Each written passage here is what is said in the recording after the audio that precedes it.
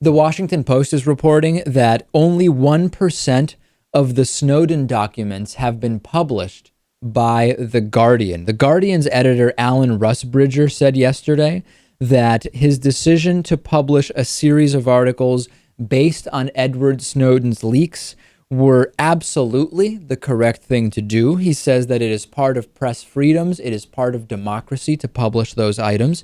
And he also said that The Guardian has only published about 1% of the 58,000 files that they got from Edward Snowden. He did say, I wouldn't expect us to be publishing a huge amount more.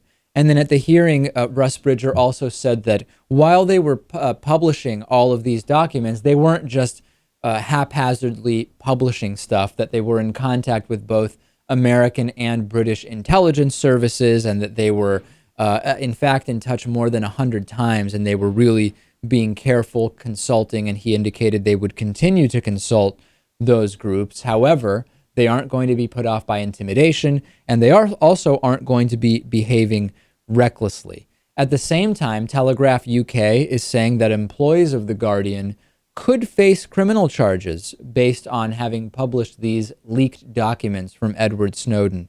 And there are detectives from Scotland Yard reportedly checking into whether crimes were committed by those publishing the documents. Where are you right now, Lewis, on the Snowden documents? As I've said many times, Chelsea Manning exposing crimes, whereas Edward Snowden exposing policies he and others don't like, but are legal according to the law. You may have a problem with that law, but he did not expose any crimes. Right. But who knows? If we've only seen 1% of those documents, well, maybe there are crimes in the other documents. And what's the point of holding on to them? Is it just because you're worried about the consequences of releasing them? Well, you have to assume, Lewis, it's a combination, right? There are some, let's talk about the 99%, right, of the documents that are left. Some of those are probably not newsworthy, so those you're not going to publish. Some of those may contain truly sensitive information at the level that it may actually harm people if it is published. So those, as they say, they're not going to act recklessly. They're not going to publish those. So then you have to look at what's left. What is newsworthy, but also would not endanger or jeopardize the safety of people around the world? And maybe that subset, imagine that Venn diagram, so to speak. Maybe there are other reasons why they are not publishing, or maybe there is just not much left that is both newsworthy and doesn't put people at risk. If the 1% was the meat of this, well, then that was pretty pathetic. But I don't know. I think when you become the steward of something like this, you just put it all out there.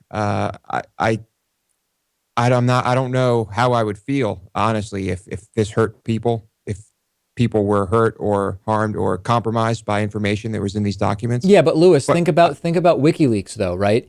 Even WikiLeaks, which was exposing crimes that were revealed in the documents Chelsea Manning handed to them, even they took care to not publish haphazardly and to redact parts of the documents where it was necessary in order to keep people safe. So I don't know that I agree with you that to do journalism, you should just publish it all. I think part of the curation is actually part of journalism. Well, what about from Snowden's side? I mean, did he carefully pick all of these documents, or did he just take all he could get? I mean, did he pick these things because he thought they were all important and everyone needed to know about them? Maybe we don't know, but I would guess no. If I had to guess, I would say that he said, I'm going to take as much as I can because I probably will not have access to this stuff once the first of it leaks, and then we'll review later what is newsworthy and what isn't.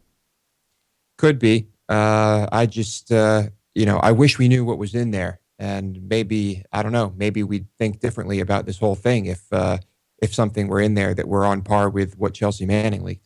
Send me your thoughts on this. 219-2-DAVID-P is our voicemail number. Call it any time of day. We will take a break. The bonus show today, davidpakman.com/membership, hosted and produced by producer Lewis. Just one of many supporter benefits. Check that out.